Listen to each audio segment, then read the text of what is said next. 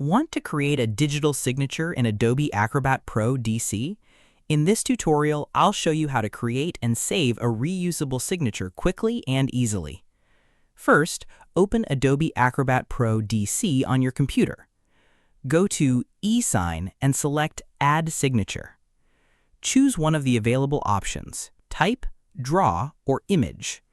If you're creating a handwritten signature, select Draw and use your mouse or touchpad to sign. Once you're satisfied with your signature, click Apply. Click anywhere in the document to place the signature. Resize or reposition it if needed. To keep the signature for future use, make sure the option to save the signature is enabled before applying it.